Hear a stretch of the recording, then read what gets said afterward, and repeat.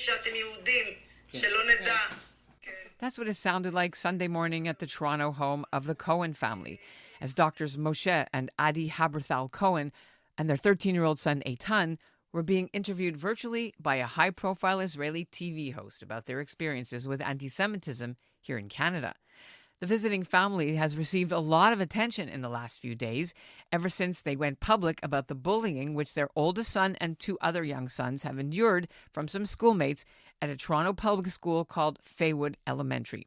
It's located in a neighborhood called Clanton Park, which is home to many outwardly visible Jews, and the Cohen boys cover their heads with kippot. This is a community of people that understand decency, understand. On Friday morning, hundreds of neighbors joined the Cohen family and walked them to school.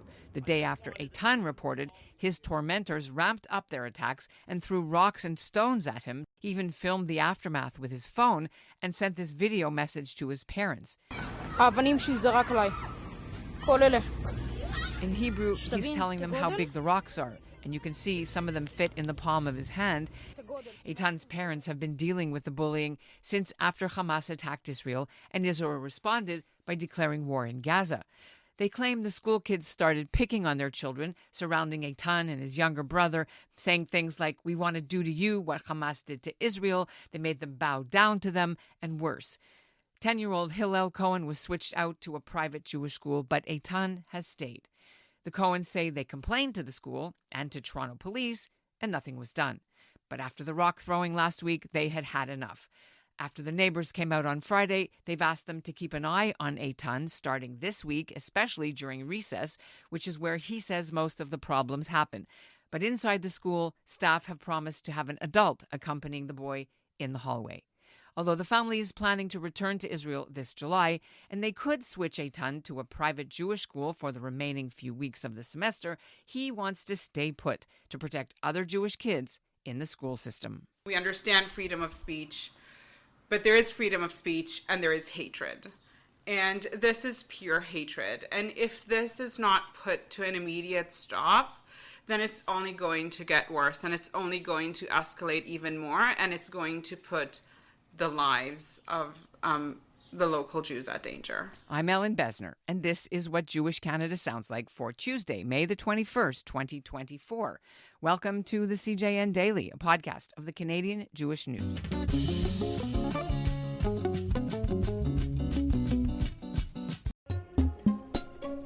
Is life really miserable for the Jews, or are we just glued to a 24-hour news cycle? Should we be worried that so many young rabbis are coming out of seminary as anti-Zionists? And what does Judaism say about polyamory? If you want answers to these questions, well, we don't have any.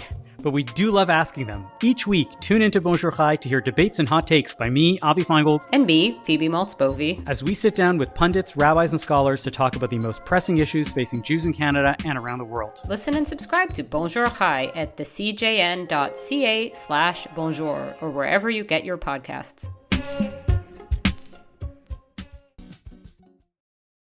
The Cohens' most recent ordeal with the rocks thrown at Eitan now has the attention of the Toronto Police Hate Crimes Unit, who is officially investigating. Police say they're also looking into two previous cases involving the family. The family's hired a lawyer to sue the school board, and the school is now saying it's taking the allegations very seriously. This isn't the first time the Cohen family has experienced bullying. They admit Eitan had problems in Israel too before they moved here, but they never expected things to be so bad in Canada, where Eitan's mother Adi spent some of her best formative years when she was his age, 25 years ago, when her parents moved from Israel to do their medical training, and where two of her brothers have since settled permanently. I sat down with the Cohens to hear why they won't back down and what their warning is for Canadian Jews. How did you experience the weekend? Like, how are you feeling a bit more? I think, thank God for Shabbat. It's been very intense 2 days. The Thursday, Friday, it was, we were so overwhelmed, you know, initially with the incidents itself and the, you know, the fear for your son's life, that a significant incident has happened and could have had severe consequences if should have been hurt or worse. And then, you know, with talking to the school and the frustration on that side and million phone calls and support that we got, on the other hand, and the walk on Friday, and it was a lot. I must say that the walk on Friday was amazing. It was so significant for us, and mainly for Eitan. We really needed it. We, felt at a place of despair at some moments, and we feel so much stronger now and strengthened and motivated to continue our effort at standing up for the Jewish community and, of course, for our son as well. Did you go to shul yesterday? Absolutely. How was it in shul? So one of the problems was the feeling that we are against the system with alone, and suddenly we're together. People from the show came even here, so it was well known when we got there. Everyone came and it was interested and encouraged Eitan, and they let him Aliyah La Torah. It was like really hugging and feel more safe and welcome, and not alone anymore. Did you have a bar mitzvah before already? Yeah, 3 months ago. So, have you made plans for what happens on Tuesday? I was able to get the principal to agree to escort Eitan if he should need to leave his class during class time. So he'll be escorted by one of the principal or some other person from the staff during the period, learning sessions. But the main area where most altercation occurred was during recess times. And the plan that we're putting together now is that to have people who come, the schoolyard is just down the street, you can see it from the pave walk. So the plan would be to have more people from the community to just come and, put eyes, look at what's happening, if they can walk their dogs during that time period, or come just for those recesses and just look in, make sure that the staff are spread properly so they can see everything that is happening on the playground, to make sure that there is, that Eitan would be able to at some point probably recognize and see people, to feel that he's not alone. Because a lot of the incidents, if not all of them actually, the school has claimed that, they don't know what happened. They turn it into a he said, she said kind of thing. Even when we had witnesses. Yeah. The kids kind of try to find Eitan when he's by himself and vulnerable. And then, it's very easy to say, oh, well, you say this, the other kid says that, we don't know what's going on. And there's no cameras going there, so there's no way to actually know what happens. And then they don't have to act because they don't know exactly what happened. And that's what's been going on multiple previous occasions. Just, they have to act. It can't go on like this. So the aggressor is in 6th grade, but his brother is in 8th grade. And he's a professional boxer in the youth league here in Canada. And he told my son, they were friends last year, and then when the war started, he came to him and told him that his mother not allowing him to talk to Jews anymore, and then he started to get more and more against him. Now he came to him and told him that no matter what happened, if his brother will get anything from Eitan, he will beat him up. Now this kid last year broke an arm of a teacher during recess because of a fight with another kid. In a soccer game. It started with curses, then it became physical. The last one was rocks, and if he will react, the other one, which is professional boxer, promised to come and beat him up. And so it's real dangerous. It's not the ordinary rocks you will find on the road that will fall out of the road. They're like hand-sized rocks. Anything like this happen in Israel to any of your children in schools, bullying, before you came here? Yeah, no, there were incidents of bullying, yes, in previous schools. And how did that get resolved? It was never really. It was punching, more bullying mentally. It wasn't in real danger. Never. So are you guys still on your rotations? Are you still going in every day to Sunnybrook and to? No, so Moshe. Finish? After the incidents in November, we have made a family decision that Moshe will finish his program a bit sooner than expected. So he gave them a notice, and he finished his program at the end of January, so he could be more available for the kids at home. I'm still working at Mount Sinai till the end of the year, till the end of July. I'm sure you know in Canada with the doctors, the Jewish doctors in the hospitals are also getting bullied online as well as harassed. Some of the seniors came and were very, very supportive. Some of them came and they were political because I'm from outside, but there are two sides of the stories. We're not blame only the Palestinians. You caused them to react like this. There are bad and good in both sides. Yeah, you're right to defend, but why do you kill so many innocents? What about? So your colleague. Yeah. So you've had that experience, and so I know there've been multiple patients that have asked to transfer care from Jewish doctors to other doctors. Among staff, I do feel very supported from all across. My program director, and I do feel at work very hugged and very safe. this is your second time in Canada because you did a locum with your father. How old you were the same age? I was exactly the same age as Eitan. I was 11 to 13. Yeah. And did you go to school? Yeah, I went to public school. We lived around Davisville and Yonge. That was 1996 to 1998. It was the most wonderful experience we have had as a family. We've always wanted to come back. I struggled in school in Israel before. I felt so accepted and part of the school and the community. And I really wanted that experience for my kids. And we had many discussions whether or not to put our kids into Jewish schools or public school. And so how did you navigate that decision? First of all, we were rejected by one of the schools after a pretty long process. That was a bit of a blow to us. And then at that point, it really tilted over to me wanting them to put him to public school. And the reason for public school is that I wanted to give them that experience of diversity, of multicultural, of acceptance, of... So the reason that we tried the Jewish school was because I wanted it so much. And then when started the problem, one was rejected and it was very expensive. So I didn't...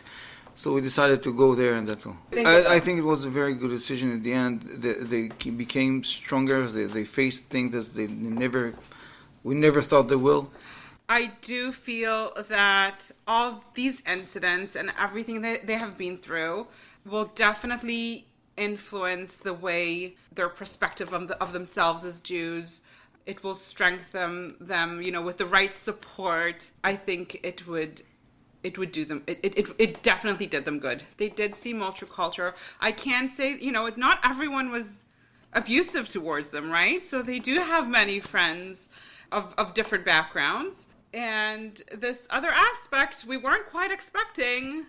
No, if I asked Eitan when it was on Thursday when it was he was thrown stoned and he was really terrified, and I asked him if he wanted to stay at home until we finish the school. It's only 1 month.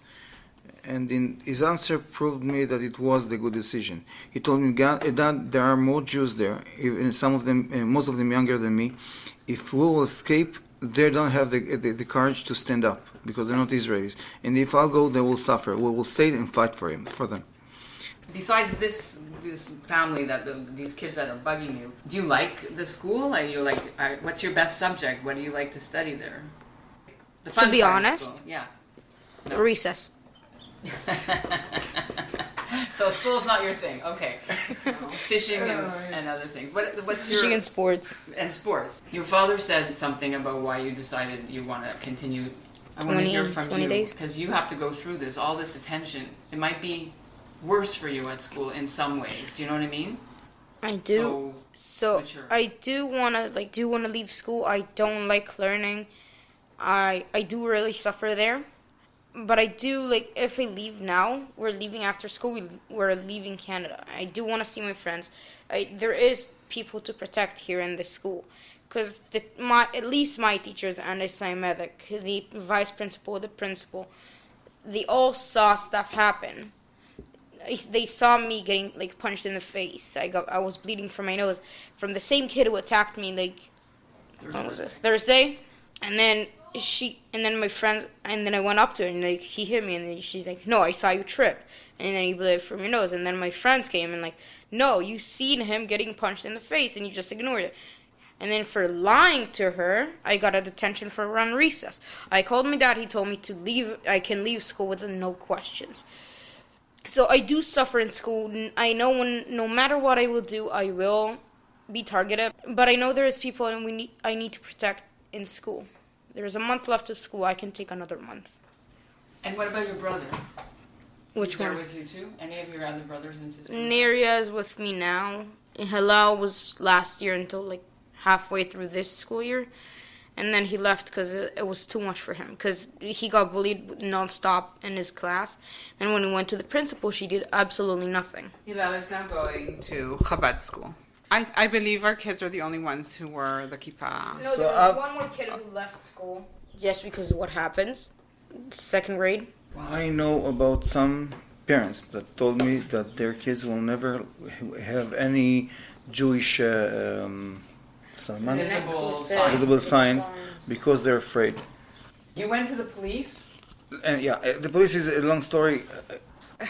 But we just wanted to give the school a chance, right? So the incident was very significant. It demanded a report.